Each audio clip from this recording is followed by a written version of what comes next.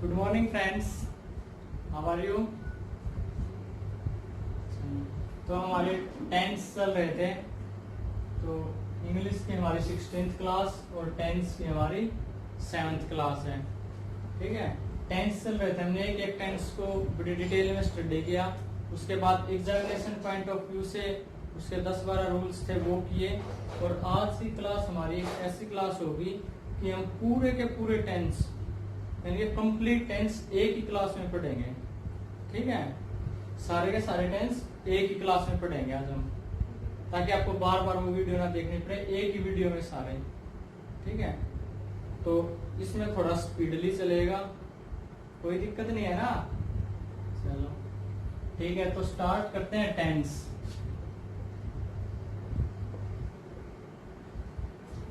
Tense start करने से पहले मैं 3 टर्म है, सब्जेक्ट, वर्ब और ऑब्जेक्ट, इनके बारे में थोड़ा जान लेते हैं। सबसे पहले आते हैं सब्जेक्ट पे। सब्जेक्ट क्या होता है?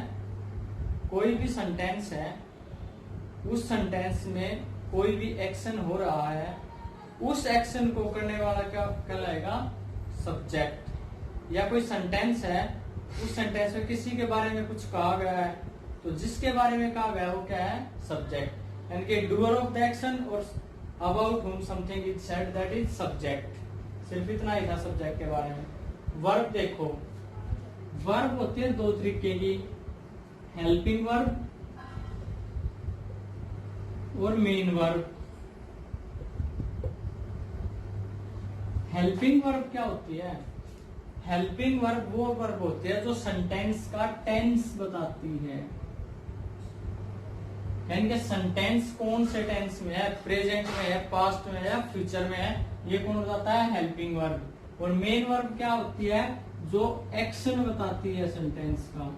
क्या होता है? कोई भी सेंटेंस है, उसमें कोई एक्शन है, तो एक्शन कौन बताएगी? Main verb. और टेंस कौन बताएगी? Helping verb. ठीक है, एक होता है ऑक्सिलरी वर्ब।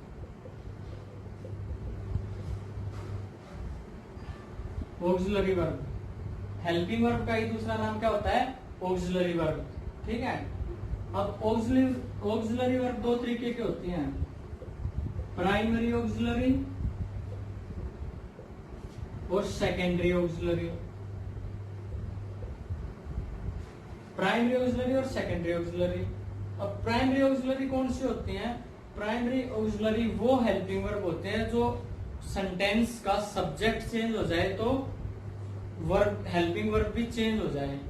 जैसे मैं लिखूं आई एम प्लेइंग, अगर मैं आई की जगह ही कर दूं तो एम की जगह क्या आएगा? इज। आया समझ में? यानी कि सब्जेक्ट के चेंज होने से जो चेंज हो जाए हेल्पिंग वर्ब, वो कौन से होते हैं? Primary auxiliary. और जो सब्जेक्ट के चेंज होने से चेंज ना हो, कौन सी होती है? Secondary auxiliary. ठीक है, देखो प्राइमरी ऑक्सिलरी होती है 3, बी, डू और हैव। बी, डू और हैव। सेकेंडरी ऑक्सिलरी होती है 13, जिनको बोलते हैं मॉडल्स। यानी कि पहले सब्जेक्ट आएगा, फिर सेंटेंस में हेल्पिंग वर्ब आएगी, या तो इन 13 में से आएगी या इन 3 में से आएगी। ये 13 हमने डिटेल में स्टडी कर लिया है। अब ये इन 3 की बारी है, इन 3 को हम पढ़ते हैं टेंस में। यानी कि ये 3 हेल्पिंग वर्ब पढ़नी है हमने, बी, डू और हैव। अब बी देखो, बीई, बी की प्रेजेंट की फॉर्म क्या होती है? इज, एम और आर। और पास्ट की फॉर्म क्या होती है? Was, were. और थर्ड फॉर्म क्या होती है? Been, BWN, been. डू देखो, डू की प्रेजेंट की फॉर्म क्या होती है? डू और डच। पास्ट की फॉर्म होती है डिड। ऐसे हैव की प्रेजेंट की फॉर्म क्या होती है? हैज और हैव। और पास्ट की फॉर्म क्या होती है? हैड। तो ये देख लो, ये आपके सामने हेल्पिंग वर्ब 13 तो ये be, is, am, are, was, were, been, do, does, did, has, have, had. ये इतनी सी हेल्पिंग वर्ब है सिर्फ आपके पास, इन्हीं में से आनी हेल्पिंग वर्ब। यानी कि कोई भी सेंटेंस दे एग्जामिनर एग्जाम में कोई भी सेंटेंस दे, वो हेल्पिंग वर्ब तो यहाँ से लेके आएगा। वो ऐसा सेंटेंस लिख दे जो पहली बार वर्ड सुने हो, लेकिन हेल्पिंग वर्ब तो सुनी हुई होगी ना, हेल्पिंग वर्ब तो इनसे ज्यादा होते ही नहीं है। ठीक है, तो मॉडल्स के बाद क्या आता है, वर्ब की फर्स्ट फॉर्म या मॉडल में पढ़ा था, और इनके बाद क्या आएगा वो अब हम डिटेल में स्टडी करेंगे। ठीक है, तो वर्ब के बारे में पता चल गया। पहले सब्जेक्ट आएगा, उसके बाद सब्जेक्ट के अकॉर्डिंग हेल्पिंग वर्ब आएगी, हेल्पिंग वर्ब इधर से आएगी या इधर से आएगी। फिर हेल्पिंग वर्ब के अकॉर्डिंग मेन वर्ब आएगी। ठीक है, मेन वर्ब हेल्पिंग वर्ब के अकॉर्डिंग मेन वर्ब आएगी। अगर इधर से हेल्पिंग वर्ब है तो मेन वर्ब हमेशा वर्ब की फर्स्ट फॉर्म, इधर से हेल्पिंग वर्ब है तो मेन वर्ब क्या आएगी वो हम अभी एक एक करके स्टडी करेंगे। उसके बाद बात आती है ऑब्जेक्ट की। ऑब्जेक्ट क्या होता है? सब्जेक्ट तो डूअर ऑफ द एक्शन, कार्य को करने वाला। हेल्पिंग वर्ब सेंटेंस का टेंस बताती है, मेन वर्ब सेंटेंस का एक्शन बताती है। अब ऑब्जेक्ट क्या होता है? ऑब्जेक्ट वो होता है कि सेंटेंस में कोई एक्शन हुआ, उस एक्शन का इफेक्ट जिस पर पड़ता है, सेंटेंस में कोई एक्शन हुआ, एक्शन करने वाला सब्जेक्ट, किस टेंस में किया, हेल्पिंग वर्ब, एक्शन क्या हुआ, मेन वर्ब, और उस एक्शन का जिस पर इफेक्ट पड़े वो क्या हुआ, ऑब्जेक्ट। ठीक है, ऑब्जेक्ट को पहचानना जरूरी है। ऑब्जेक्ट देखो, ऑब्जेक्ट को पहचानने के लिए या तो व्हाट या whom, क्या, किसे, किसको, ये वर्ड पुट करके देख लेना, आपको पता चल जाएगी ऑब्जेक्ट है या नहीं है। देखो मैं एग्जांपल लिखता हूं, Radha was singing a song। Radha गाना गा रही थी, एक्शन क्या हो रहा है, सिंगिंग, गाने का, was पास्ट टेंस, ये हेल्पिंग वर्ब, ये मेन वर्ब। राधा कौन गा रही थी, राधा, तो ये क्या होगा, सब्जेक्ट। अब ऑब्जेक्ट देखो, Radha was singing a song, Radha was singing, Radha गा रही थी, what क्या, ए सॉन्ग, यानी कि व्हाट का रिप्लाई मिला हमें, तो ए सॉन्ग क्या होगा, ऑब्जेक्ट। यानी कि जब भी हमें व्हाट और whom का रिप्लाई मिल जाए सेंटेंस से तो वो ऑब्जेक्ट होते हैं। देखो एक और एग्जांपल देखो,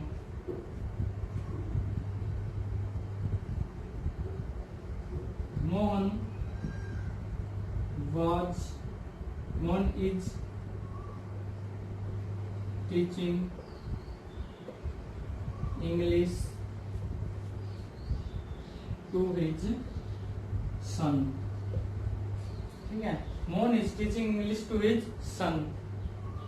मोहन पढ़ा रहा है व्हाट क्या, इंग्लिश, किसे, अपने बेटे को, तो व्हाट का रिप्लाई मिला, व्हाट क्या, इंग्लिश, किसे, अपने बेटे को। तो दोनों क्या है, ये भी क्या है, ऑब्जेक्ट है, और ये भी क्या है, हिज सन भी क्या है, ऑब्जेक्ट। ठीक है, एक एग्जांपल और देखो, Devanya is going to school. Devanya is going, Devanya जा रही है, वेयर, कहा, स्कूल में, वेयर का रिप्लाई मिल रहा है, तो ये क्या है, ऑब्जेक्ट नहीं है, ये ऑब्जेक्ट नहीं, क्योंकि जब व्हाट और whom का रिप्लाई मिले तभी ऑब्जेक्ट होता है। जैसे यहाँ देख लो, देवन्या इज गोइंग, व्हाट क्या, देवन्या इज गोइंग, व्हाट क्या, ठीक है, whom किसे, कोई रिप्लाई नहीं, कहाँ, जैसे मैं बोलता हूँ देवन्या जा रही है कहाँ, स्कूल में, टू स्कूल, तो इसका मतलब ये किसका रिप्लाई है, वेयर का, तो ये ऑब्जेक्ट नहीं है। ऑब्जेक्ट कौन होगा, तो व्हाट का रिप्लाई मिले या whom का रिप्लाई मिले। क्लियर हुआ अच्छे से? अब देखो इसमें देखा हमने, Radha was singing a song, what a song, यानी कि ये क्या है, ऑब्जेक्ट, एक ऑब्जेक्ट है। इसमें देखो, Mohan is teaching English to his son, इसमें what English, whom his son, क्या इंग्लिश पढ़ा रहा है, किसे, अपने बेटे को, तो ये भी ऑब्जेक्ट और ये भी ऑब्जेक्ट, यानी कि सेंटेंस में दो ऑब्जेक्ट हो सकते हैं। ठीक है, अब दो ऑब्जेक्ट होंगे तो एक डायरेक्ट होगा, एक इनडायरेक्ट होगा, यानी कि ऑब्जेक्ट दो तरीके के होते हैं, डायरेक्ट और इनडायरेक्ट, डायरेक्ट और इनडायरेक्ट। जब भी सेंटेंस में एक ऑब्जेक्ट होगा तो उसको बोलेंगे सिंपली कि एक ऑब्जेक्ट है। लेकिन जब भी सेंटेंस में दो ऑब्जेक्ट होंगे तब फंड आता है डायरेक्ट का और इनडायरेक्ट का। डायरेक्ट ऑब्जेक्ट कौन सा है और इनडायरेक्ट ऑब्जेक्ट कौन सा है। तो सीधी सी ट्रिक है, जिससे व्हाट का रिप्लाई मिले वो क्या है, डायरेक्ट ऑब्जेक्ट है। और whom का रिप्लाई जिससे मिले वो क्या है, इनडायरेक्ट ऑब्जेक्ट है। ये देखो इधर, Mohan is teaching what English whom his सन। तो व्हाट का रिप्लाई क्या मिला, इंग्लिश। तो ये क्या है, डायरेक्ट ऑब्जेक्ट है। हिज सन क्या है, इनडायरेक्ट ऑब्जेक्ट है। आया समझ में, डायरेक्ट और इनडायरेक्ट है। ठीक है, अभी देखो एक और सेंटेंस, मोहन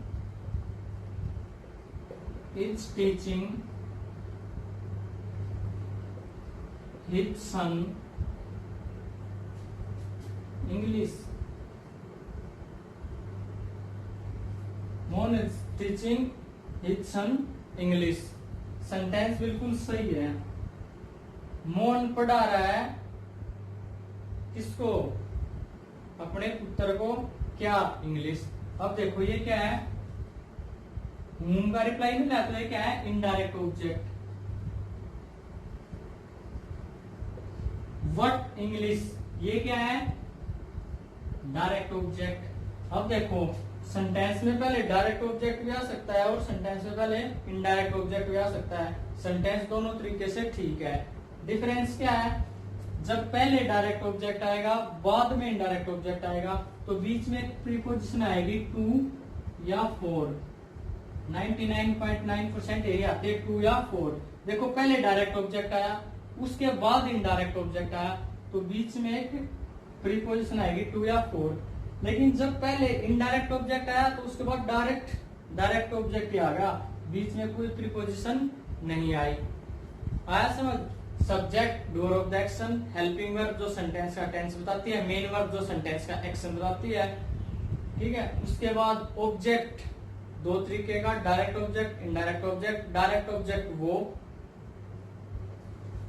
जिसका व्हाट से रिप्लाई मिले वो डायरेक्ट ऑब्जेक्ट, जिसका whom से रिप्लाई मिले वो इनडायरेक्ट ऑब्जेक्ट। ठीक है, पहले डायरेक्ट ऑब्जेक्ट लिखा जाता है तो बाद में इनडायरेक्ट आएगा, तो उसके पहले टू या फोर लगेगा। पहले इनडायरेक्ट ऑब्जेक्ट लिखा जाता है सेंटेंस में तो बाद में डायरेक्ट ऑब्जेक्ट डायरेक्ट लिख दो, बीच में कुछ नहीं आएगा। ठीक है, इतना क्लियर है। आगे देखो,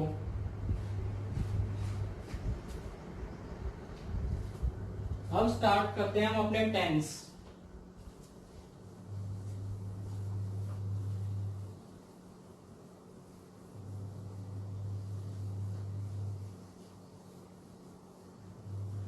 अब स्टार्ट करें टेंस। करें स्टार्ट। टेंस कितने होते हैं, तीन। प्रेजेंट, पास्ट और फ्यूचर। प्रेजेंट, पास्ट और फ्यूचर, ये तीन ही टेंस होते हैं। ठीक है, प्रेजेंट का मीनिंग आपको पता है, जो फिलहाल टाइम है उसको क्या बोलते हैं, प्रेजेंट। जो बीत रहा है वो पास्ट, जो आने वाला है वो फ्यूचर। अब इनको हमने अलग अलग पार्ट्स में डिवाइड किया है। देखो, इंडेफिनेट,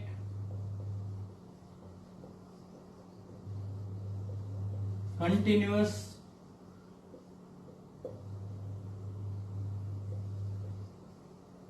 परफेक्ट और परफेक्ट कंटिन्यूअस। तीन वर्ड तो ये थे, प्रेजेंट, पास्ट और फ्यूचर। इन तीनों का हमें पता है। तीन वर्ड ये है, इंडेफिनेट, कंटिन्यूअस और परफेक्ट। देखो परफेक्ट और कंटिन्यूअस है तो यही वर्ड है। इन तीनों का मीनिंग हमें पता है, इन तीनों का मीनिंग सीख लें, इंडेफिनेट का, कंटिन्यूअस का और परफेक्ट का। ठीक है, कंटिन्यूअस और परफेक्ट का पता चल जाएगा तो परफेक्ट कंटिन्यूअस का अपने आप पता चल जाएगा। ठीक है, तो हमने इन तीन वर्ड के मीनिंग सीखने हैं, हमारे सारे टेंस हो जाएंगे। देखो, present indefinite, present continuous, present perfect continuous. ऐसे ही past indefinite, past continuous, past perfect continuous, future indefinite, future continuous, future perfect और फ्यूचर परफेक्ट कंटिन्यूअस। तो अब स्टार्ट करते हैं, हम इन तीन वर्ड के मीनिंग सीखते हैं। ठीक है, तो सबसे पहले मैं करता हूं कंटिन्यूअस की बात। कंटिन्यूअस, कंटिन्यूस क्या होता है? लगातार, यानी कि जो जारी है, ठीक है, यानी कि कोई भी एक्शन कंटिन्यू है, कोई भी एक्शन लगातार चल रहा है, कोई भी एक्शन जारी है, दैट इज कंटिन्यूअस। तो प्रेजेंट कंटिन्यूअस क्या हुआ?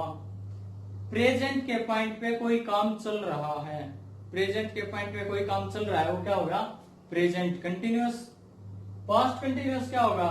पास्ट के किसी पॉइंट पे कोई काम चल रहा था, पास्ट के किसी पॉइंट पे एक्शन कंटिन्यू था, that is past continuous tense. ऐसे ही फ्यूचर कंटिन्यूअस, फ्यूचर कंटिन्यूअस क्या है कि फ्यूचर में किसी पॉइंट के ऊपर काम चल रहा होगा, फ्यूचर में एक्शन कंटिन्यू होगा, that is future continuous tense. ठीक है, ये तो डेफिनेशन थी। ठीक है, अब स्ट्रक्चर की बात करते हैं। स्ट्रक्चर इंपॉर्टेंट है। सिर्फ एक छोटी सी बात ध्यान रखनी है कि कंटिन्यूटी को शो करने के लिए एक हेल्पिंग वर्ब होती है वीईवी। देखो मैंने आपको बताया था कि हेल्पिंग वर्ब दो तरीके की, प्राइमरी ऑक्सिलरी और सेकेंडरी ऑक्सिलरी। प्राइमरी ऑक्सिलरी में मैंने तीन बताई थी, बी, डू और हैव। बी, डू और हैव प्राइमरी ऑक्सिलरी, तीनों को किसमें पढ़ेंगे? टेंस में। तो जो बीईवी, बी हेल्पिंग वर्ब, और इसके साथ वर्ब की फर्स्ट फॉर्म प्लस आईएनजी लग जाए तो ये किसको शो करेंगे? कंटिन्यूअस टेंस को शो करेंगे। बीईवी उसके साथ वर्ब की फर्स्ट फॉर्म प्लस आईएनजी लग जाए तो ये किसको शो करेंगे? कंटिन्यूअस टेंस को शो करेंगे। तो अब देखो प्रेजेंट कंटिन्यूअस क्या होगा? बी की प्रेजेंट की फॉर्म क्या होती है? इज, एम, आर, और उसके साथ क्या लगेगा? वर्ब की फर्स्ट फॉर्म के साथ आईएनजी। ये किसको शो करेंगे? प्रेजेंट कंटिन्यूअस को। बी की पास्ट की फॉर्म क्या होती है? वाज वर्ब, और उसके साथ वर्ब की फर्स्ट फॉर्म और आईएनजी तो है ही। ये किसको शो करेगा? Past index, sorry past continuous को। देखो बी प्लस वर्ब की फर्स्ट फॉर्म प्लस आईएनजी किसको शो करता है? कंटिन्यूअस टेंस को। अब प्रेजेंट कंटिन्यूअस को तो बी की प्रेजेंट की फॉर्म बना दो, इज, एम, आर, वर्ब की फर्स्ट फॉर्म प्लस आईएनजी तो है। पास्ट कंटिन्यूअस को कौन शो करेगा? इसकी पास्ट की फॉर्म बना दो, वाज वर्ब, वर्ब की फर्स्ट फॉर्म प्लस आईएनजी। अब देखो फ्यूचर कंटिन्यूअस, एक छोटी सी बात और, फ्यूचर टेंस को, फ्यूचर टेंस को डिनोट कौन करता है? शैल और विल। दो वर्ड होते हैं शैल और विल, ये किसको शो करते हैं? फ्यूचर टेंस को। अब फ्यूचर को तो शो करेंगे शैल और विल, कंटिन्यूअस को शो करेंगे बी, उसके साथ वर्ब की फर्स्ट फॉर्म प्लस आईएनजी। तो फ्यूचर कंटिन्यूअस को कौन शो करेगा? शैल विल, और उसके साथ बी, उसके साथ वर्ब की फर्स्ट फॉर्म के साथ आईएनजी। आया समझ में? क्लियर हुआ स्ट्रक्चर? एक छोटी सी बात याद रखनी है, बीईवी उसके साथ वर्ब की फर्स्ट फॉर्म प्लस आईएनजी लगते ही समझ जाना कि कंटिन्यूअस टेंस है। बी की प्रेजेंट की फॉर्म है तो प्रेजेंट कंटिन्यूअस, बी की पास्ट की फॉर्म है तो पास्ट कंटिन्यूअस। अगर फ्यूचर डिनोटिंग वर्ड्स आए हुए हैं शैल और विल, और बी प्लस वर्ब की फर्स्ट फॉर्म प्लस आईएनजी, ये कंटिन्यू और ये फ्यूचर, तो फ्यूचर कंटिन्यूअस। आया समझ में? तो यानी कि पहले सब्जेक्ट, फिर ये हेल्पिंग वर्ब, उसके बाद वर्ब की फर्स्ट फॉर्म प्लस आईएनजी, उसके बाद ऑब्जेक्ट। ऐसे ही सब्जेक्ट, ये क्या है? प्रेजेंट कंटिन्यूअस, ये क्या है? पास्ट कंटिन्यूअस, ये क्या है? Future continuous. Subject was verb, उसके बाद वर्ब की फर्स्ट फॉर्म प्लस आईएनजी, उसके बाद object. Subject shall will, be plus verb की फर्स्ट फॉर्म प्लस आईएनजी, उसके बाद ऑब्जेक्ट। ये था कंटिन्यूअस का स्ट्रक्चर। आया समझ में? प्रेजेंट कंटिन्यूअस में subject, is, am, are, verb की फर्स्ट फॉर्म प्लस आईएनजी और ऑब्जेक्ट। पास्ट कंटिन्यूअस में सब्जेक्ट वाज वर्ब की फर्स्ट फॉर्म प्लस आईएनजी और ऑब्जेक्ट। फ्यूचर कंटिन्यूअस में subject shall will, be verb की फर्स्ट फॉर्म प्लस आईएनजी और object. ये था।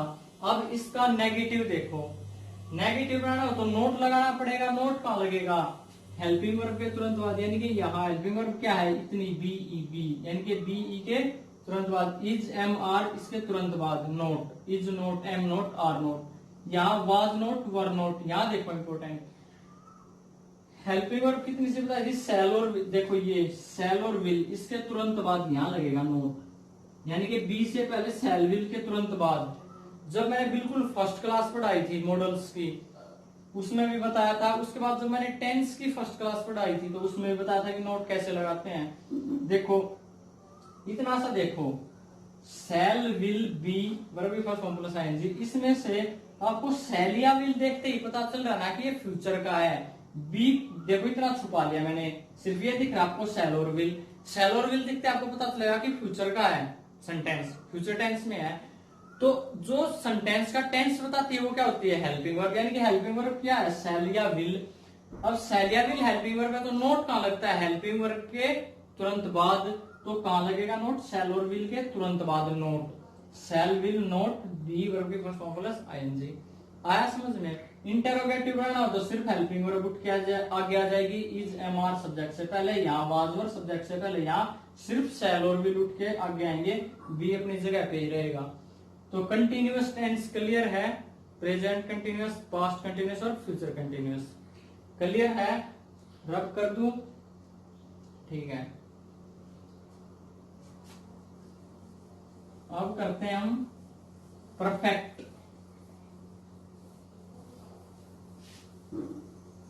अब देखो परफेक्ट, किसी पॉइंट पे काम कंटिन्यू था तो कंटिन्यूअस टेंस, किसी पॉइंट से पहले काम कंप्लीट हो गया हो, परफेक्ट मतलब पूर्ण कंप्लीट हो गया हो तो परफेक्ट टेंस। प्रेजेंट के किसी पॉइंट से पहले काम कंप्लीट हो गया हो तो क्या होगा, प्रेजेंट परफेक्ट। पास्ट के किसी पॉइंट से पहले काम कंप्लीट हो गया हो तो पास्ट परफेक्ट।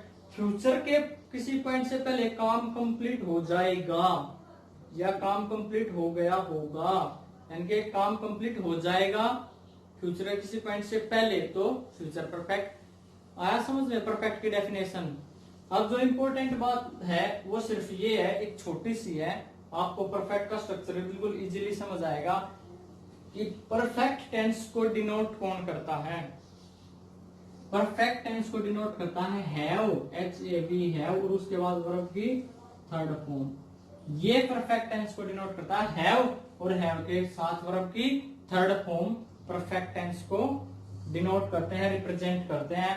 तो अब बात करते हैं हम प्रेजेंट परफेक्ट की, यानी कि प्रेजेंट के पॉइंट से पहले काम कंप्लीट हो गया है, वो क्या है, प्रेजेंट परफेक्ट है। अब उसका स्ट्रक्चर देखो, हैव और वर्ब की थर्ड फॉर्म मिलके क्या शो करते हैं, परफेक्टनेस को। अब प्रेजेंट परफेक्ट को कौन शो करेगा, हैव की प्रेजेंट की फॉर्म क्या होती है, प्रेजेंट की फॉर्म हैज और हैव, और इसके साथ वर्ब की थर्ड फॉर्म तो है ही। पास्ट परफेक्ट को कौन शो करेगा, हैव की पास्ट की फॉर्म यानी कि हैड, उसके साथ वर्ब की थर्ड फॉर्म। अब फ्यूचर परफेक्ट को रिप्रेजेंट कौन करेगा, फ्यूचर, फ्यूचर के लिए आए शैल या विल, ठीक है, शैल या विल आए फ्यूचर के लिए, और परफेक्ट के लिए आया, परफेक्ट को कौन शो करता है, हैव और वर्ब की थर्ड फॉर्म। आया समझ में। सिर्फ तीन छोटी छोटी बातें हैं। कंटिन्यूअस टेंस को रिप्रेजेंट कौन करेगा, BEB, उसके साथ वर्ब की फर्स्ट फॉर्म प्लस ING, ये कंटिन्यूटी को शो करेंगे। प्रेजेंट में तो प्रेजेंट बना देना, पास्ट में तो उसकी पास्ट की फॉर्म बना देगा। फ्यूचर डिनोटिंग वर्ड है शैल और विल, ठीक है। अब फ्यूचर कंटिन्यूअस के लिए शैल और विल, और कंटिन्यूटी के लिए बी प्लस वर्ब की फर्स्ट फॉर्म प्लस ING। तीसरी बात है परफेक्ट, परफेक्ट टेंस को डिनोट करता है हैव प्लस वर्ब की थर्ड फॉर्म। तो प्रेजेंट परफेक्ट को कौन करेगा, हैव की प्रेजेंट की फॉर्म क्या होती है, हैज और हैव, उसके साथ वर्ब की थर्ड फॉर्म। अब पास्ट परफेक्ट को कौन करेगा, हैव की पास्ट की फॉर्म हैड और उसके साथ वर्ब की थर्ड फॉर्म। फ्यूचर परफेक्ट को कौन करेगा, यानी कि फ्यूचर, फ्यूचर के लिए शैल और विल, और परफेक्ट के लिए हैव प्लस वर्ब की थर्ड फॉर्म। क्लियर है। देखो सब्जेक्ट, सब्जेक्ट के साथ हैज या हैव, उसके बाद वर्ब की थर्ड फॉर्म और उसके बाद ऑब्जेक्ट। ये क्या है, प्रेजेंट परफेक्ट। पास्ट परफेक्ट क्या है, सब्जेक्ट, उसके बाद हैड, उसके बाद वर्ब की थर्ड फॉर्म और उसके बाद ऑब्जेक्ट। फ्यूचर परफेक्ट क्या है, सब्जेक्ट, सब्जेक्ट के बाद शैल या विल, हैव और वर्ब की थर्ड फॉर्म और उसके बाद ऑब्जेक्ट। क्लियर है स्ट्रक्चर। अब देखो हैज किसके साथ लगेगा, सिंगुलर के साथ है, हैव किसके साथ लगेगा, प्लूरल के साथ या आई के साथ क्या लगता है हैव। सिंगुलर के साथ हैज लगेगा और प्लूरल साथ हैव और आई के साथ भी हैव। ठीक है, इसमें देखो शैल किसके साथ लगता है, आई और वी के साथ शैल लगता है, बाकी सब के साथ आई और वी को छोड़ के सब के साथ विल लगता है। अब देखो नोट लगाना है तो has note, have note. Note का लगेगा हेल्पिंग वर्ब के तुरंत बाद, या नोट का लगेगा हैड नोट, या नोट का लगेगा शैल और विल के तुरंत बाद, या नोट लगेगा shall not have, will not have, और वर्ब की थर्ड फॉर्म आया समझ में, नोट का लगेगा शैल और विल के तुरंत बाद। ठीक है, फ्यूचर का कोई भी टेंस हो, future indefinite, future continuous, future perfect continuous, future के चारों में शैल और विल के तुरंत बाद नोट लगेगा, क्योंकि नोट का लगता है हेल्पिंग वर्ब के तुरंत बाद। अब देखो हेल्पिंग वर्ब क्या होती है, जो टेंस बताती है सेंटेंस का, कि प्रेजेंट में, पास्ट में, तो इतना शैल या विल देखते ही हमें पता चल जाता है फ्यूचर का टेंस है, तो शैल या विल के तुरंत बाद ही नोट लगा दो। ठीक है, आया समझ में, यहाँ से क्वेश्चन बहुत बार आता है, यहाँ हैव ही आएगा, ऐसा मत कर देना। जैसे क्या है, एग्जांपल देखो, he will note has completed his homework, he will not has completed his homework। ही के साथ देखो विल आया, नोट का आया, विल के तुरंत बाद आया। अब कंप्लीटेड थर्ड फॉर्म है, विल दे रहा तो हैज, ये एरर है, यहाँ ही के हिसाब से हैज नहीं आएगा, यहाँ क्या आएगा, हैव आएगा। आया समझ में। देखो शैल और विल जब आ गए ना, तो उसके तुरंत बाद परफेक्ट टेंस को शो करने के लिए कौन होता है, हैव प्लस वर्ब की थर्ड फॉर्म। ठीक है, तो हैव प्लस वर्ब की थर्ड फॉर्म आएगा, हैज नहीं आएगा। ठीक है, फ्यूचर के लिए तो शैल और विल आ गए, और फिर ही के हिसाब से हैज मत लगा देना, या फ्यूचर परफेक्ट में ध्यान रखना, फ्यूचर परफेक्ट में और फ्यूचर परफेक्ट कंटिन्यूअस में। क्लियर है परफेक्ट टेंस। चलो अब बात करते हैं परफेक्ट कंटिन्यूअस की।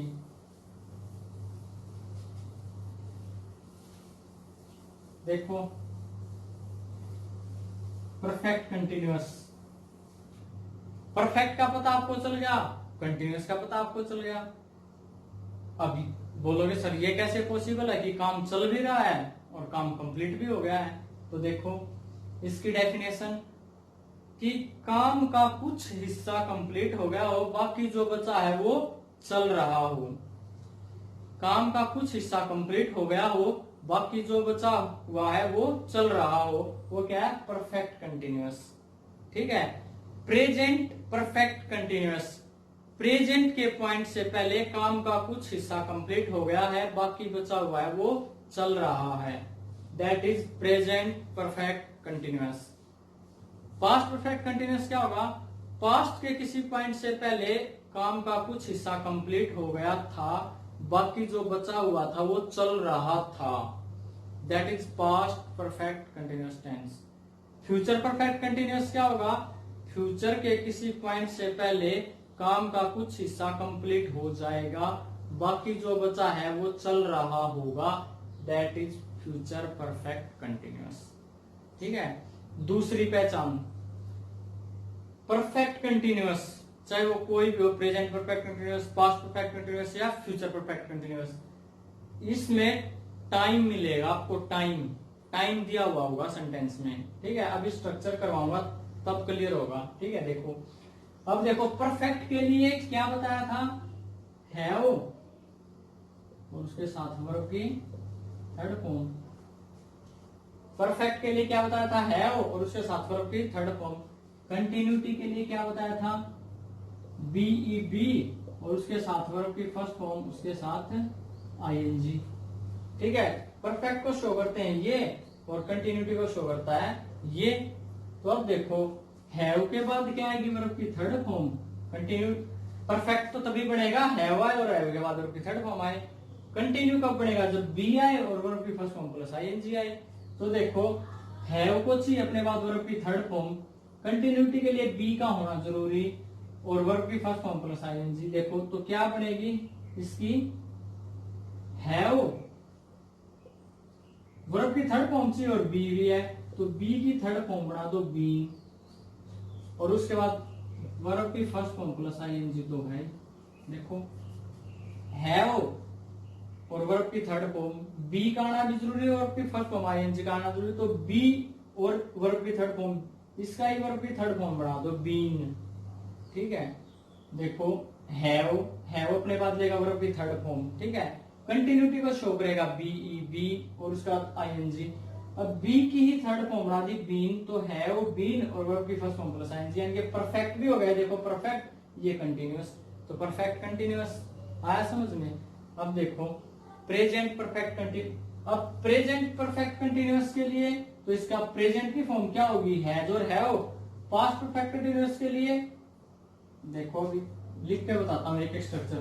प्रेजेंट परफेक्ट कंटीन्यूअस का स्ट्रक्चर देखो, सब्जेक्ट, उसके बाद हेल्पिंग वर्ब क्या है परफेक्ट, परफेक्ट के लिए क्या आएगा हैज या हैव, परफेक्ट के लिए क्या था हैव, और उसके बाद वर्ब की थर्ड फॉर्म। अब हैव प्लस वर्ब की थर्ड फॉर्म आती है, तो प्रेजेंट का बनाना हमने, प्रेजेंट परफेक्ट कंटीन्यूअस, तो हैव की प्रेजेंट की फॉर्म हैज या हैव। अब उसके बाद कंटीन्यूअस, कंटिन्यूटी के लिए क्या आता है बी ई बी, और उसके साथ वर्ब की फर्स्ट फॉर्म के साथ आईएनजी।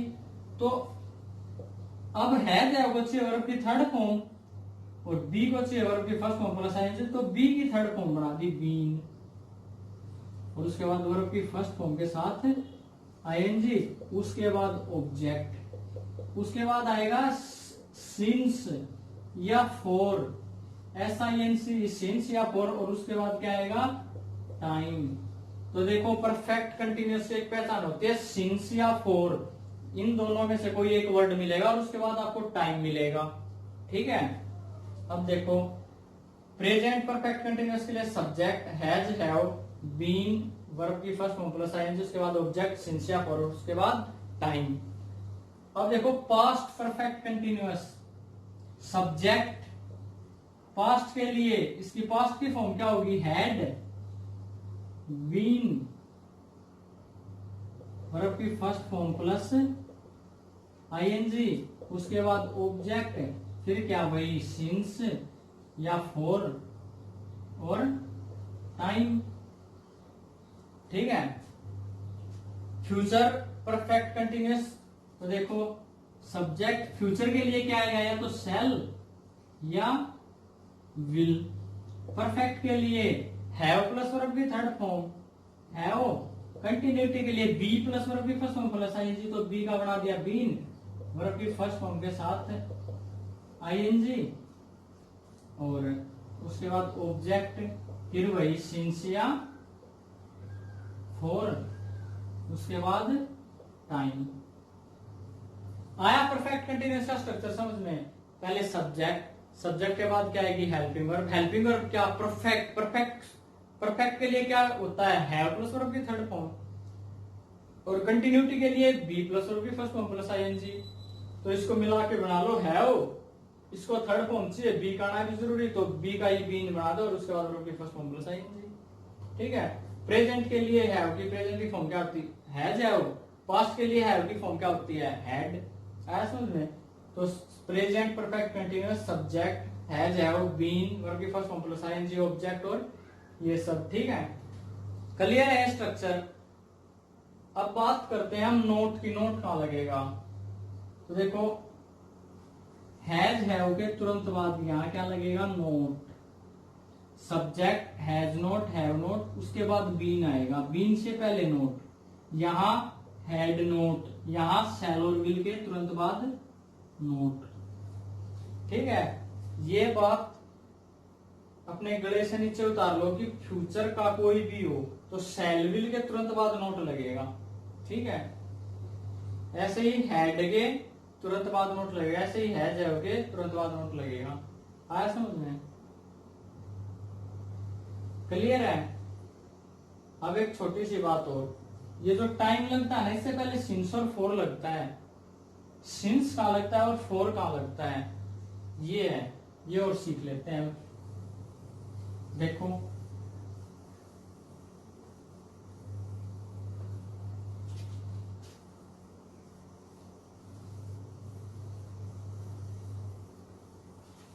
पहले मैं एक एग्जांपल लिखता हूं।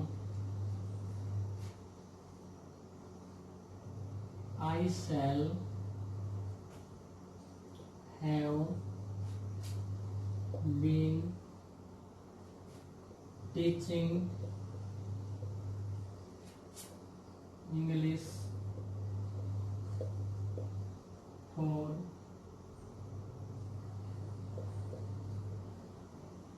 10 years।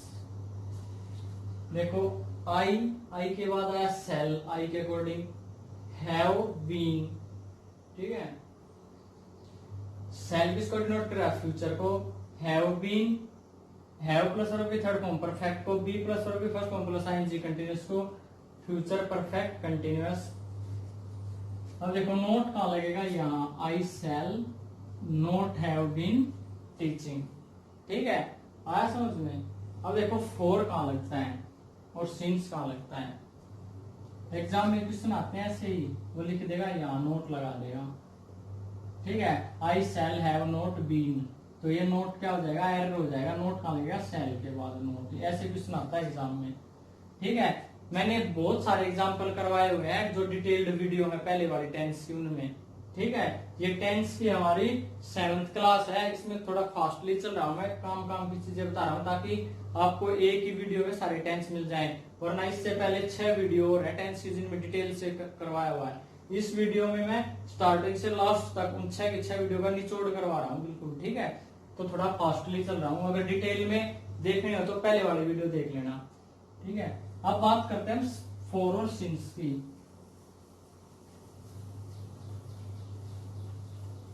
फोर और सिंस। फोर कहां लगता है, पीरियड ऑफ टाइम के लिए। सिंस कहां लगता है, पॉइंट ऑफ टाइम के लिए। फोर कहां लगेगा, पीरियड ऑफ टाइम के लिए, सिंस कहां लगेगा, पॉइंट ऑफ टाइम के लिए। देखो ये तो कोई पॉइंट है, ये कोई पॉइंट है, पॉइंट ऑफ टाइम। पीरियड क्या होता है, एक पॉइंट इधर है एक पॉइंट इधर है, दोनों पॉइंट को मिलाने से पीरियड बनता है। यानी कि देखो मैं बोलूं 6 दिन, तो पहले यहाँ 0 दिन थे, यहाँ 1 दिन हुआ, 3 दिन हुए, ये 6 दिन हुए, यानी कि 6 दिन, ठीक है। एक पीरियड हो गया 6 दिन का। और एक मैं बोलूं छठे दिन, 6th डे, तो वो तो एक पॉइंट है 6th डे, ठीक है। आया समझ में। देखो एक बार फिर एक एग्जांपल और देखो, मैं बोलता हूं 6 मंथ्स,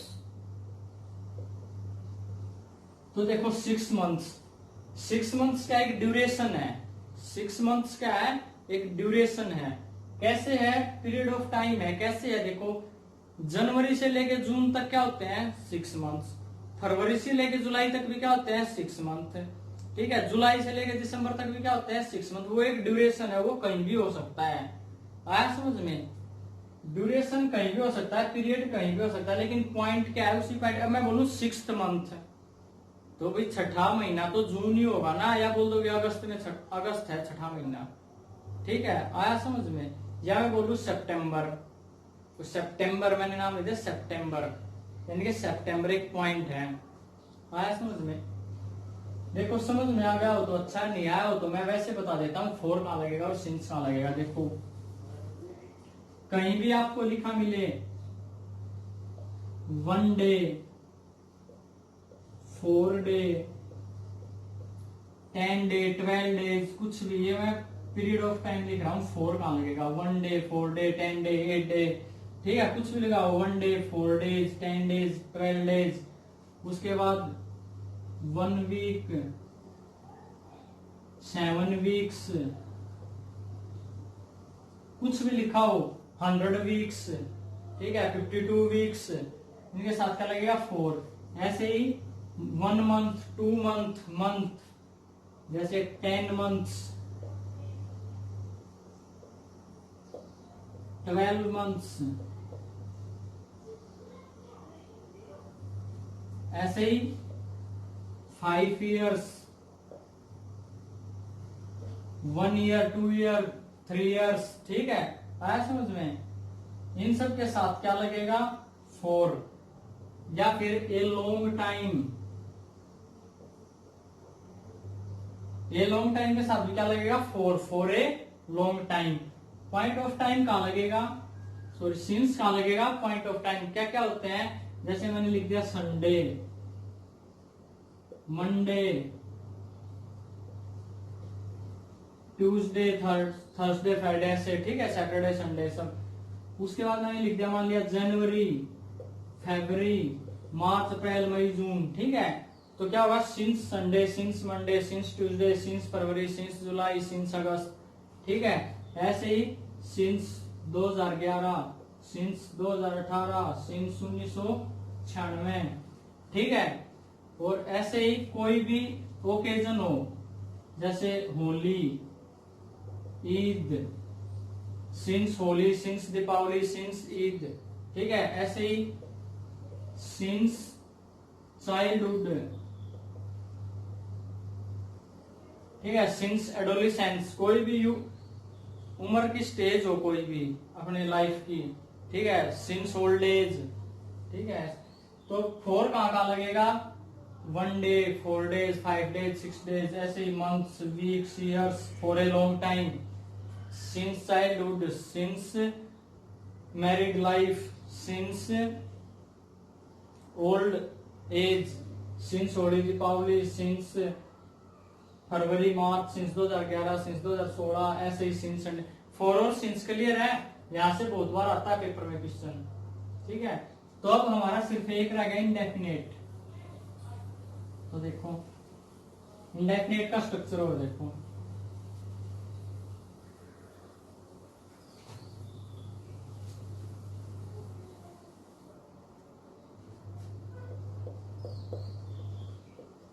इंडेफिनेट की स्पेलिंग देखो पहले तो,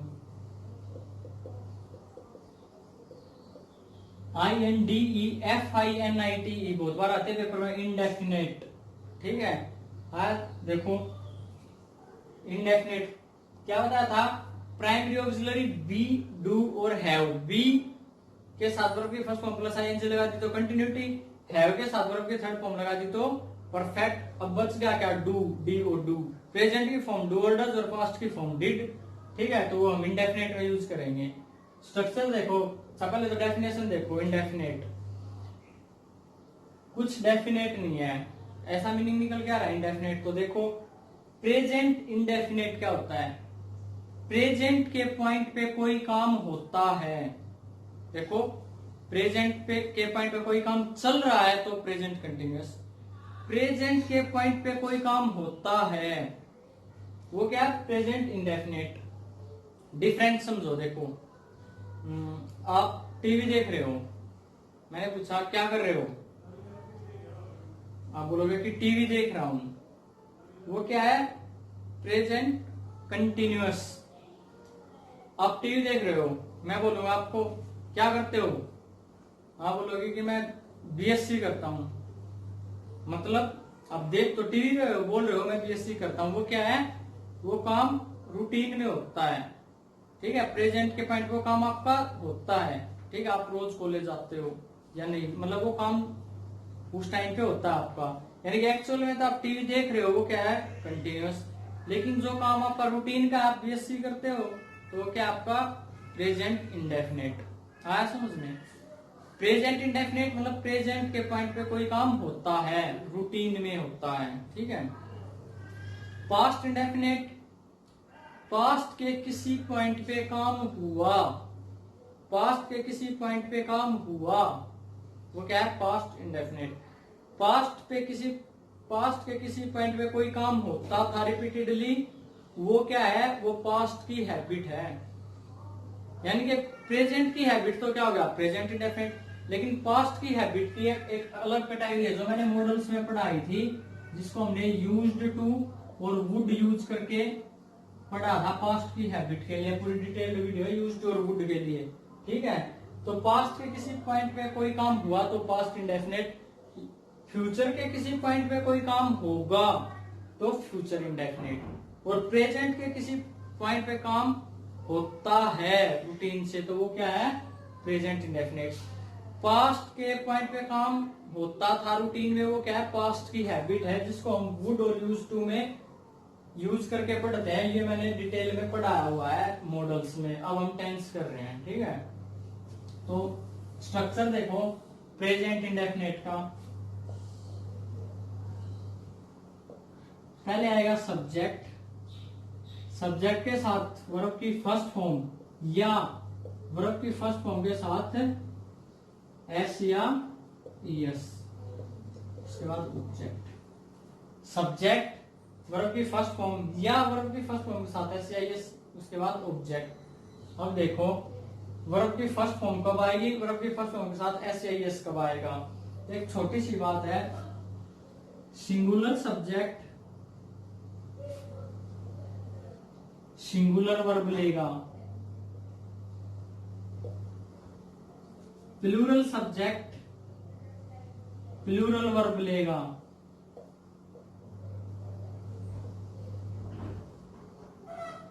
सिंगुलर सब्जेक्ट के साथ सिंगुलर वर्ब, प्लूरल सब्जेक्ट के साथ प्लूरल वर्ब आएगी, ठीक है। अब देखो सब्जेक्ट है यानी कि नाउन है, उसके साथ हमने एस या ईएस लगा दिया, उसके साथ एस या ईएस लगा दिया तो वो क्या बन गया, प्लूरल बन गया। यानी कि कोई भी नाउन है उसके साथ हमने एस या ईएस लगाया तो वो क्या बन गया, प्लूरल। लेकिन कोई भी वर्ब है उसके साथ हमने एस या ईएस लगा दिया तो ये बन गई सिंगुलर। दो बातें हैं, सिंगुलर सब्जेक्ट के साथ सिंगुलर वर्ब, प्लूरल सब्जेक्ट के साथ प्लूरल वर्ब। अब नाउन के साथ आप एस या ईएस लगा रहे हो यानी कि सब्जेक्ट के साथ एस या ईएस लगा रहे हो तो वो क्या बनेगा, प्लूरल। लेकिन वर्ब के साथ आप एस या ईएस लगा रहे हो तो वर्ब क्या बनेगी, सिंगुलर, ठीक है। अब देखो मैं एग्जांपल लिखता हूं एक, he plays cricket, we play cricket. देखो सेंटेंस, ही क्या है, सिंगुलर, उसके साथ क्या आएगी, सिंगुलर वर्ब। यानी कि सिंगुलर वर्ब कैसे बनेगी, एस या ईएस लग के, तो ही प्लेज क्रिकेट। वी क्या है, प्लूरल, उसके साथ क्या आएगी, प्लूरल वर्ब। प्ले क्या है, प्लूरल ही तो है, इसके साथ एस या ईएस लगा देते तो सिंगुलर बन जाती। क्लियर है, प्रेजेंट इंडेफिनिट। अब देखो नेगेटिव, सब्जेक्ट उसके बाद डू या डज, उसके बाद वर्ब की फर्स्ट फॉर्म और उसके बाद ऑब्जेक्ट। यहां नोट भी तो लगेगा। सब्जेक्ट के साथ डू या डज, उसके बाद नोट, वर्ब की फर्स्ट फॉर्म और ऑब्जेक्ट। ध्यान दो यहां सब्जेक्ट सिंगुलर हो या सब्जेक्ट प्लूरल हो, यहां वर्ब की फर्स्ट फॉर्म ही आएगी, इसके साथ एस या ईएस का कोई चक्कर नहीं है। अब क्योंकि अब डू या डज आगे ना, क्या होता है, सब्जेक्ट के अकॉर्डिंग हेल्पिंग वर्ब आते हैं, हेल्पिंग वर्ब के अकॉर्डिंग मेन वर्ब आती है। तो डू ये बाद वर्ब की फर्स्ट फॉर्म आएगी, यानी कि डू की प्रेजेंट की फॉर्म क्या है, डू और डज। डू डज के बाद में क्या आएगी, वर्ब की फर्स्ट फॉर्म। और डू की पास्ट की फॉर्म क्या है, डिड। डिड के बाद में क्या आएगी, वर्ब की फर्स्ट फॉर्म, ठीक है। तो सब्जेक्ट डू डज नॉट, उसके बाद वर्ब की फर्स्ट फॉर्म और ऑब्जेक्ट। अब देखो डू किसके साथ आएगा, प्लूरल के साथ। डज किसके साथ आएगा, सिंगुलर के साथ, ठीक है। आया समझ में, प्रेजेंट इंडेफिनिट। सब्जेक्ट वर्ब की फर्स्ट फॉर्म या वर्ब की फर्स्ट फॉर्म के साथ एस या ईएस, उसके बाद ऑब्जेक्ट। एस या ईएस किसके साथ लगेगा, और अकेली वर्ब की फर्स्ट फॉर्म किसके साथ आएगी, सिंगुलर सब्जेक्ट के साथ एस या ईएस वाली आएगी, प्लूरल सब्जेक्ट के साथ वर्ब की फर्स्ट फॉर्म आएगी बिना एस या ईएस के, ठीक है। ऐसे इस प्लूरल के साथ डू आएगा, सब्जेक्ट प्लूरल हो तो डू, सब्जेक्ट सिंगुलर हो तो डज, ठीक है। अब देखो नेगेटिव हो गया, इंटेरोगेटिव के लिए डू या डज उठ के आगे आ जाएंगे, डू डज सब्जेक्ट, उसके बाद नोट और उसके बाद ऑब्जेक्ट, ठीक है। अब करते हैं पास्ट इंडेफिनिट। पास्ट इंडेफिनिट देखो, सब्जेक्ट उसके बाद वर्ब की सेकंड फॉर्म और उसके बाद ऑब्जेक्ट। ये है सब्जेक्ट, उसके बाद वर्ब की सेकंड फॉर्म और उसके बाद ऑब्जेक्ट। ये स्ट्रक्चर है, ये आपको ध्यान रखना है। अब देखो नेगेटिव के लिए सब्जेक्ट डिड नॉट। अब डिड के बाद वर्ब की फर्स्ट फॉर्म ऑफ ऑब्जेक्ट, ठीक है, सब्जेक्ट, उसके बाद डिड नॉट, वर्ब की फर्स्ट फॉर्म और ऑब्जेक्ट। यहां से क्वेश्चन बहुत बार आता है पेपर में, देखो कैसे, did you boat new car, ऐसे आ गया, एरर पूछ लेगा, did you boat new car. देखो सेंटेंस में क्या है, डिड, ठीक है, तो बोट नहीं, क्या आएगा, बाई, फर्स्ट फॉर्म आएगी, ठीक है, क्योंकि डिड जब आ गया तो वर्ब की फर्स्ट फॉर्म आएगी, डिड नहीं था, सिंपल पॉजिटिव था, तो वर्ब की सेकंड फॉर्म आती, ठीक है, आया समझ में, क्लियर है।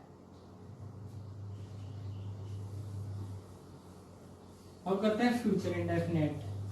फ्यूचर इंडेफिनेट में कुछ भी नहीं है, सब्जेक्ट, फ्यूचर के लिए क्या लगेगा, शैल और विल, शैल विल के बाद क्या आएगा, वर्ब की फर्स्ट फॉर्म, और उसके बाद क्या, ऑब्जेक्ट, क्योंकि शैल विल क्या है, मॉडल है, अपने बाद क्या लेंगे, मॉडल, वर्ब की फर्स्ट फॉर्म, ये है, नोट लगाना तो शैल विल नोट, इंटरोगेटिव बनाना तो शैल और विल उठ के आगे आ जाएंगे, ठीक है, क्लियर है। हमारे टेंस का जो बेसिक्स था वो कंप्लीट हो गया, स्ट्रक्चर। अब हम करते हैं रूल्स, 10 रूल हैं इसके, जहां से एग्जाम में क्वेश्चन आते हैं, वो देखो फटाफट।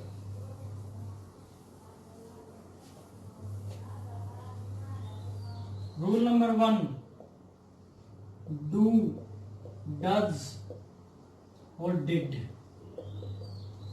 जब भी सेंटेंस में डू, डज और डिड ये तीन एज ए हेल्पिंग वर्ब आए हो तो इनके तुरंत बाद क्या लगता है, वर्ब की फर्स्ट फॉर्म लगती है, ठीक है, आया समझ में। डू डज प्रेजेंट इंडेफिनिट के लिए, डिड पास्ट इंडेफिनिट के लिए, तो ना तो वर्ब की फर्स्ट फॉर्म के साथ ऐसे ये सच करेगा, ना वर्ब की सेकंड फॉर्म आएगी, यानी कि जब भी डू डज और did as a helping verb आ जाए सेंटेंस में तो उसके बाद वर्ब की फर्स्ट फॉर्म आएगी, ठीक है, फर्स्ट रूल। सेकंड देखो, कोई भी रूटीन का एक्शन हो, यूनिवर्सल ट्रूथ हो,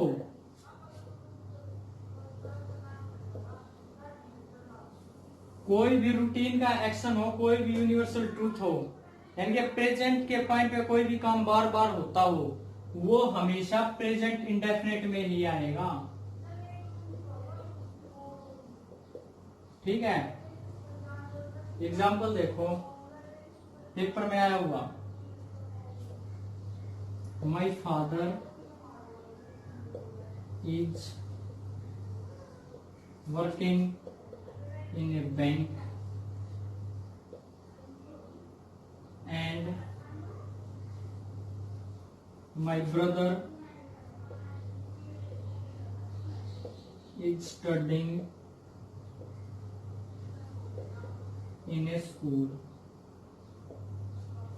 ठीक है, यानी कि पिताजी बैंक में काम करते हैं और भाई एक स्कूल में पढ़ता है, क्या है, रूटीन के एक्शन है, किसमें है, प्रेजेंट कंटिन्यूस में है, गलत है, दोनों किस में आएंगे, प्रेजेंट इंडेफिनिट में। My father works, my brother studies, आया समझ में, क्लियर है। Earth revolves around the sun, ठीक है, sun rises from the east, sun sets in the west, ठीक है, समझ, ये सब क्या है, प्रेजेंट इंडेफिनिट में यूनिवर्सल ट्रूथ। अब करते हैं अपना थर्ड रूल।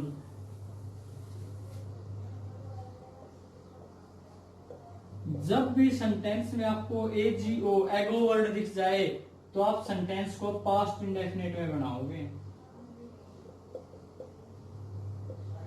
बुक्स में बहुत सारे वर्ड लिखे हुए हैं कि ये आ जाए तो पास्ट इंडेफिनिट, ऐसा नहीं होता, सिर्फ एक ही वर्ड ऐसा है एगो जिसके आने से सेंटेंस पास्ट इंडेफिनिट में बनता है, ठीक है, ये 100% श्योर है कि अगर एगो आ गया तो पास्ट इंडेफिनिट में बनेगा, क्लियर है। अब देखो बाकी वो जो बाकी बुक वाले जो बहुत सारे वर्ड लिखते हैं उनके बारे में, कोई भी वर्ड सेंटेंस में ऐसा आया हुआ है जिससे आपको ये लगता है कि तो पास्ट का सेंटेंस है तो आप उसको पास्ट में बनाओगे, ये रूल है, चाहे वो पास्ट इंडेफिनिट में बने, चाहे पास्ट कंटिन्यूअस में बने, या पास्ट परफेक्ट में बने, या पास्ट परफेक्ट कंटिन्यूअस में, लेकिन अगर पास्ट डिनोटिंग वर्ड आया हुआ है तो सेंटेंस पास्ट में ही बनेगा। ठीक है, अगर एगो आया हुआ है तो पास्ट इंडेफिनिट में बनेगा। ठीक है, आया समझ में? देखो एग्जाम में आया हुआ क्वेश्चन था एक, बहुत ही पॉपुलर क्वेश्चन है। Science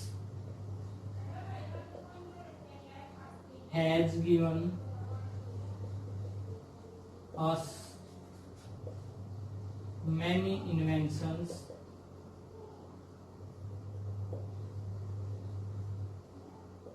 in 19th century.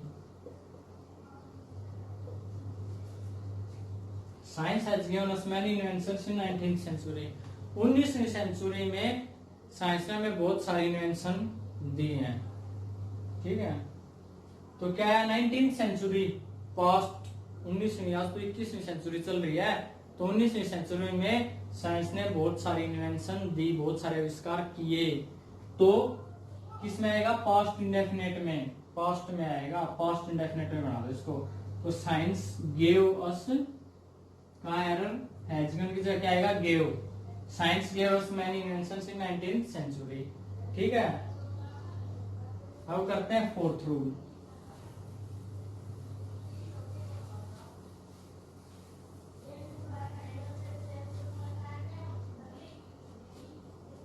जब भी सेंटेंस में if, as soon as, when, before, after, in case, provided, जब भी सेंटेंस में ये वर्ड आए if, as soon as, when, after, before, in case, provided. मान लिया सेंटेंस है कोई भी, ये वो वर्ड है जो दो सेंटेंस को जोड़ते हैं। ठीक है, जब भी सेंटेंस, दो सेंटेंस इन वर्डों से, ये जो वर्ड लिखे हुए इनसे जुड़े हुए हो, तो इनके तुरंत बाद जो सेंटेंस होगा ना, ये दो सेंटेंस को जोड़ते हैं ये वर्ड, लेकिन इनके तुरंत बाद जो सेंटेंस होगा, देखो या तो क्या होगा, एक सेंटेंस इधर होगा, या यहाँ इनमें से कोई वर्ड होगा, फिर एक सेंटेंस इधर होगा। ठीक है, यानी कि इनके तुरंत बाद वाले सेंटेंस में या कैसे होगा, पहले तो ये कोई वर्ड होगा इनमें से, मान लिया वैन है, उसके बाद कोई सेंटेंस होगा, फिर कोमा होगा, फिर कोई सेंटेंस होगा। ठीक है, ऐसे जोड़ते हैं। लेकिन इनके तुरंत बाद वाले सेंटेंस में, यानी कि यहाँ या इनके तुरंत बाद वाले में यहाँ, इनके तुरंत बाद वाले सेंटेंस में कभी भी फ्यूचर टेंस नहीं आएगा। फ्यूचर टेंस नहीं आएगा। फ्यूचर टेंस मतलब future indefinite, future continuous, future perfect continuous, future perfect, कोई भी, यानी कि दूसरे वर्ड में बोलो तो शैल और विल नहीं आएंगे इनके पीछे। ये जो वर्ड लिखे हुए हैं if, as soon as, when, before, after, in case, provided, जब भी ये वर्ड हो सेंटेंस में, दो सेंटेंस को जोड़ते हैं और ये वर्ड आया, इसके तुरंत बाद वाले सेंटेंस में कभी भी शैल विल नहीं आएगा, यानी कि फ्यूचर टेंस नहीं आएगा। ठीक है, नेक्स्ट इसका एग्जांपल देखो एक, इफ ही विल कम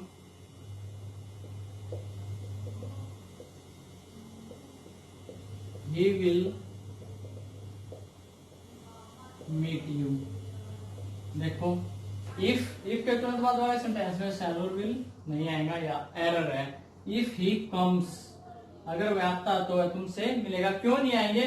क्योंकि इन वर्ड्स के तुरंत बाद जो प्रेजेंट टेंस होता है ना, वही फ्यूचर की सेंस देता है, इसलिए कभी भी इनके बाद फ्यूचर टेंस नहीं आता, यानी कि शैल और विल नहीं आते।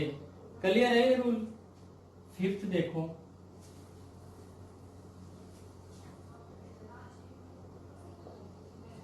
Near planned future,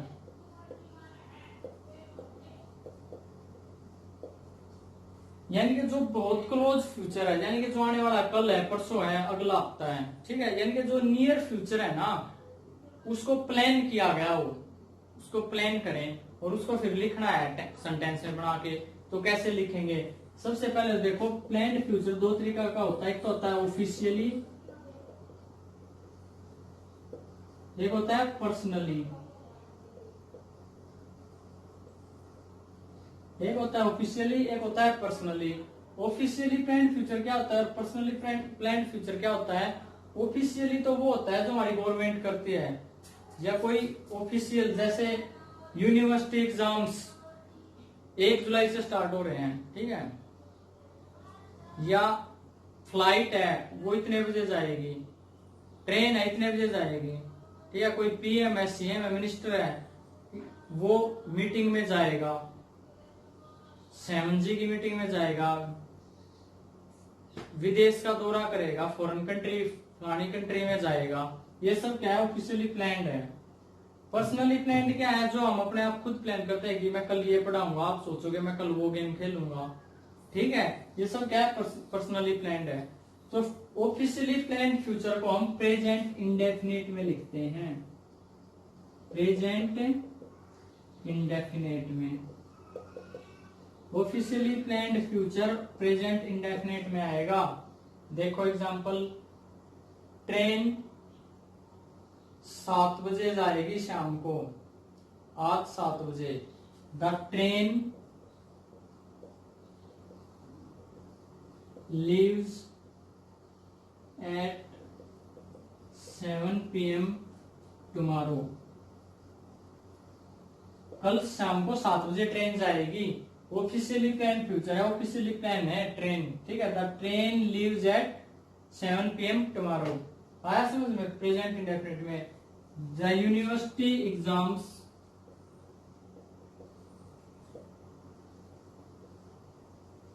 starts on 1 जुलाई। 1 जुलाई से एग्जामिनेशन स्टार्ट हो जाएंगे, यूनिवर्सिटी एग्जाम 1 जुलाई से स्टार्ट होंगे, तो किस में आएगा, प्रेजेंट इंडेफिनिट में, ठीक है। PM visits Canada next week. अगले हफ्ते पीएम कनाडा विजिट करेंगे, प्रेजेंट इंडेफिनिट में आएगा, PM visits Canada next week, ठीक है। आया समझ में। ये 3-4 एग्जाम्पल है कि ये एग्जाम में आते हैं। अब आते हैं पर्सनली प्लान्ड फ्यूचर। ये किस में आएगा, प्रेजेंट कंटिन्यूअस में, ठीक है। इस I am going to play cricket tomorrow, ठीक है। I am going to teach you question tag in next class. आया समझ में। Personally planned future present continuous में, officially planned future present indefinite में। क्लियर है। नेक्स्ट देखो 6th,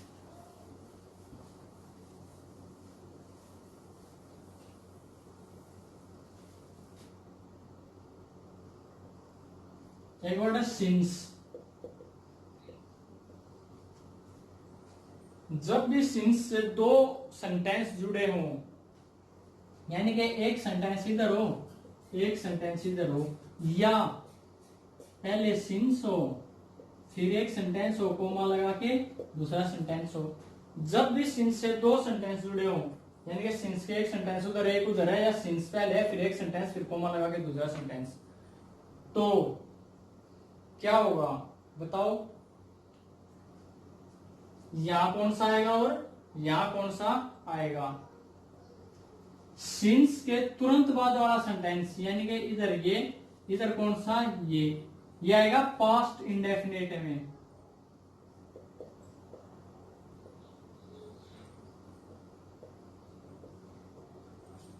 इसमें आएगा पास्ट इंडेफिनिट। सिंस के तुरंत बाद वाला सेंटेंस किसमें आएगा, पास्ट इंडेफिनिट में। जो बाकी बचा सेंटेंस, यानी कि इधर ये और इधर ये किसमें आएगा, प्रेजेंट परफेक्ट।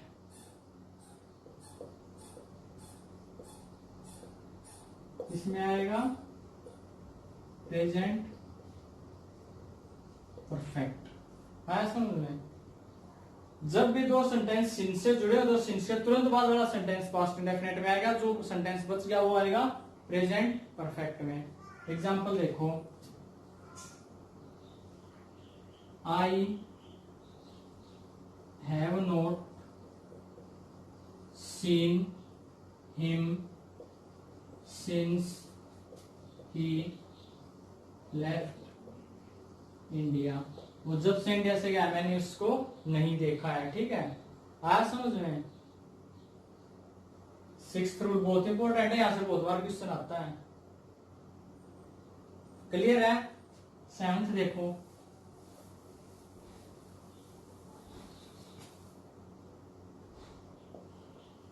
वर्ड है बाय द टाइम।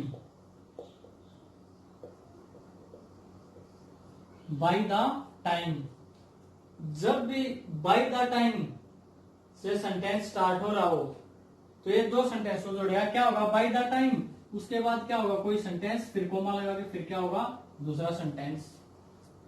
तो बाय द टाइम के तुरंत बाद वाला सेंटेंस प्रेजेंट इंडेफिनिट में होगा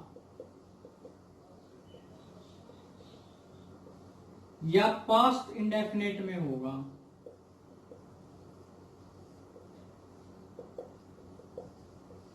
बाय द टाइम के तुरंत बाद वाला सेंटेंस या तो प्रेजेंट इंडेफिनिट में होगा या पास्ट इंडेफिनिट में होगा।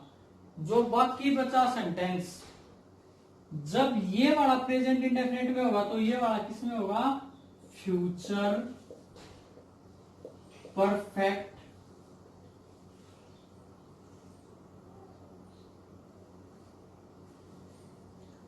जब ये वाला प्रेजेंट इंडेफिनिट में होगा तो ये वाला किस में होगा? Future perfect.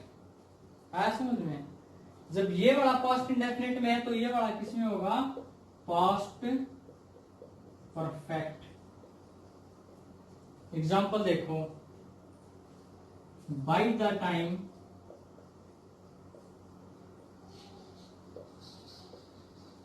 I reach the station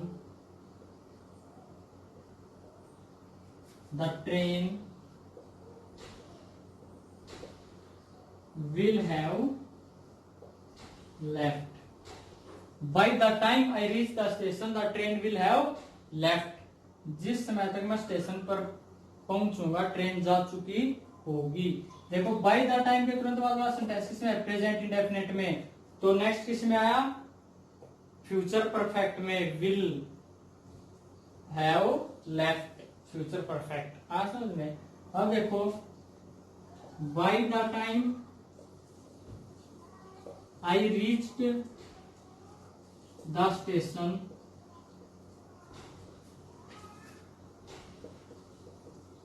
the train had left.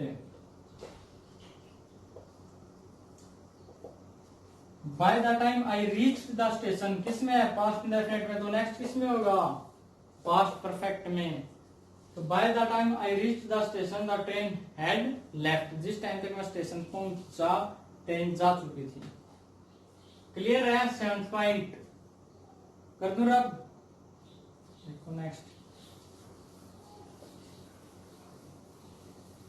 Next देखो 8th।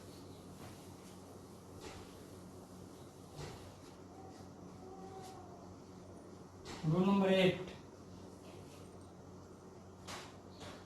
जब भी सेंटेंस में टिल, बाय,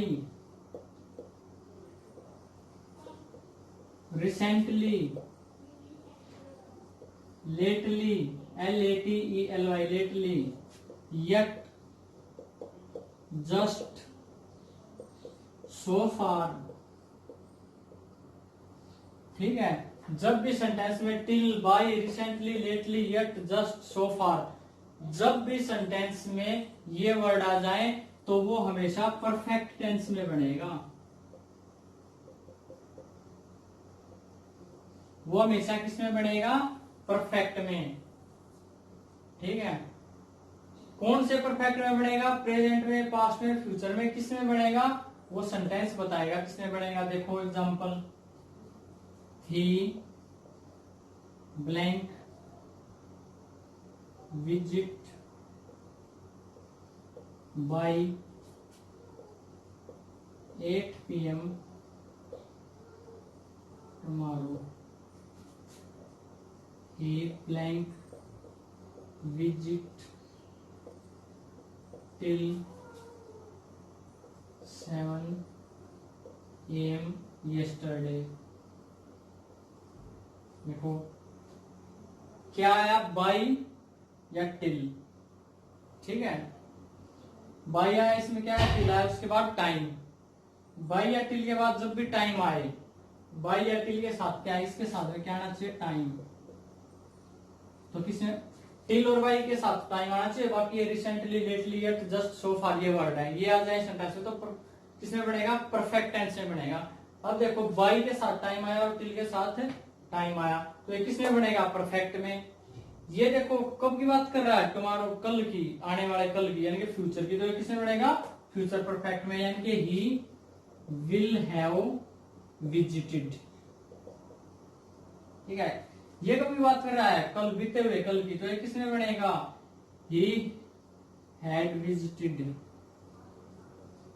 ठीक है, देखो वो तो बुक में कहीं लिखते हैं कि यस्टरडे आ जाए तो पास्ट इंडेफिनिट बना दो, नहीं, यहां देखो क्या बन रहा है, पास्ट परफेक्ट। क्या बताया कि पास्ट डिनोटिंग अगर वर्ड आता है तो पास्ट में बनाना है। ठीक है, अगर एगो, एजीओ, एगो आता है तो पास्ट इंडेफिनिट बनेगा। ठीक है, तो यस्टरडे क्या है, पास्ट डिनोटिंग वर्ड, किस में बनेगा, पास्ट में। अब हमने देखा कि टिल, टिल के बाद टाइम है तो परफेक्ट में बनेगा। अब यस्टरडे तो पास्ट परफेक्ट में बनेगा, तो he had visited till 8 PM yesterday. Clear है। एक दो एग्जांपल और देखो इसी के।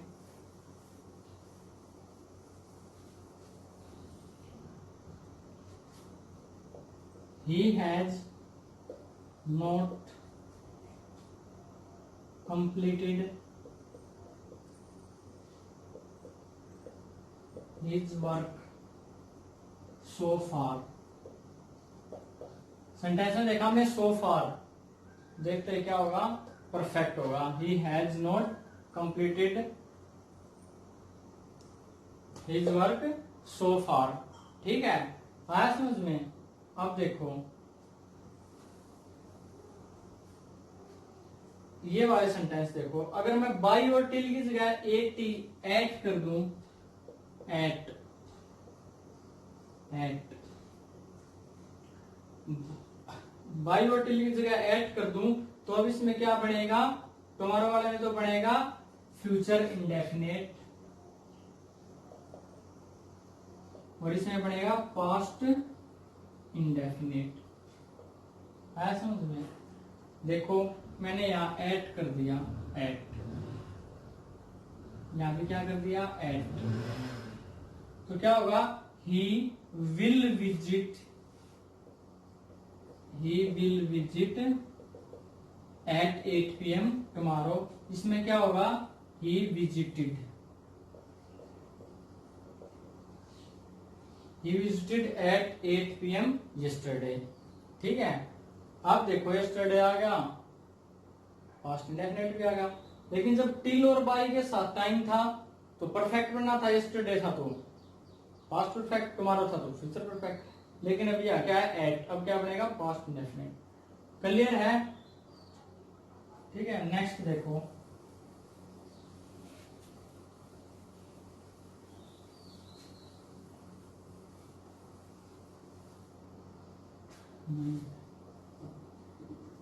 जब भी sentence it's time, it's high time या इट्स अबाउट टाइम, जब भी सेंटेंस ऐसे स्टार्ट हो रहा हो, it's time, it's high time, it's about time, इसके तुरंत बाद आपको या तो टू मिलेगा, TO2, या सब्जेक्ट मिलेगा। ठीक है, it's time to play cricket, it's high time to study. तो जब भी सेंटेंस ऐसे स्टार्ट और उसके बाद टू मिल जाए तो वर्ब की फर्स्ट फॉर्म आएगी। ठीक है, और जब स्टार्ट हो रहे हो सेंटेंस ऐसे और उसके बाद आपको सब्जेक्ट मिल जाए तो उसके तुरंत बाद क्या होगा, पास्ट इंडेफिनिट बनाना है आपको। ठीक है, यानी कि एक एग्जाम में आया क्वेश्चन देखो, it's high time you should study. तो क्या होगा, it's high time you should study, ये अंडरलाइन क्या हुआ था, तो इसकी जगह क्या आएगा, you studied, past indefinite second form. आया समझ में? It's high time you studied. ठीक है, क्लियर है? It's time, it's high time, it's about time के तुरंत बाद जब भी टू हो तो वर्ब की फर्स्ट फॉर्म आएगी, जब भी सब्जेक्ट लिखा हो तो पास्ट इंडेफिनिट बनाना है। टू देखो, it's time to play cricket, it's time to study now. ठीक है, क्लियर है? 10th और लास्ट रूल देखो,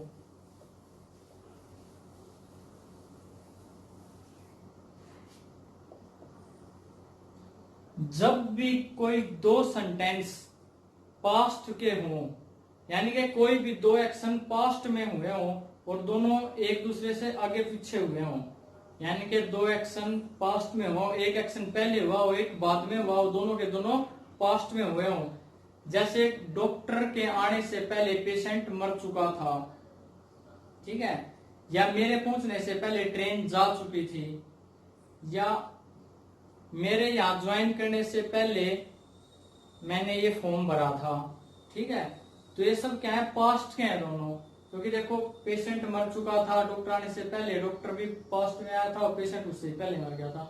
तो जब भी दो सेंटेंस पास्ट के हों, दो एक्शन पास्ट में हुए हों, एक दूसरे के आगे पीछे हुए हो, तो जो एक्शन पहले हुआ था वो किस में होगा? पास्ट परफेक्ट में। फर्स्ट एक्शन किस में होगा? पास्ट परफेक्ट में। सेकंड एक्शन किस में होगा? पास्ट इंडेफिनिट में।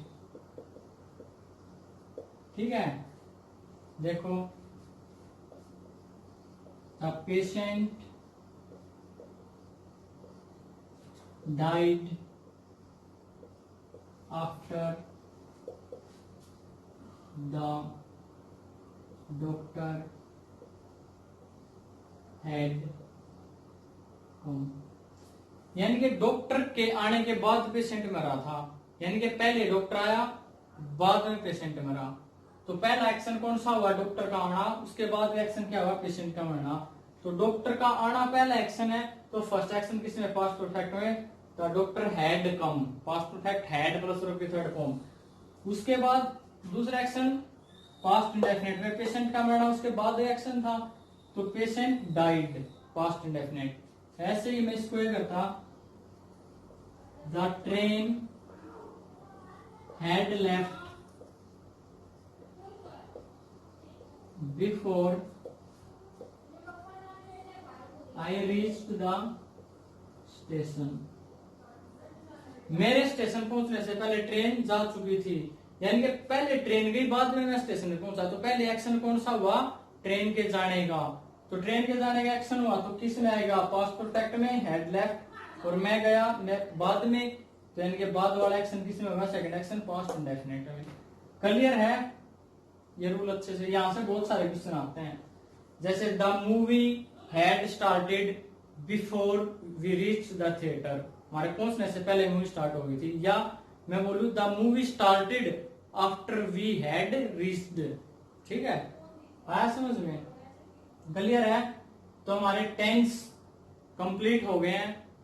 एक क्लास और लगेगी टेंस में, जिससे मैं आपको प्रीवियस ईयर क्वेश्चंस करवाऊंगा। ठीक है, आपको आइडिया हो जाए कि कैसे कैसे क्वेश्चन आते हैं। वैसे तो मैंने जितने भी एग्जांपल कराए वो सभी प्रीवियस ईयर के ही थे। ठीक है, अगर आपको ये वीडियो बेनिफिशियल लगी हो, आपको लगा हो कि अच्छी है, तो लाइक करना, शेयर करना, कमेंट भी करना और चैनल को सब्सक्राइब जरूर कर देना। Thank you.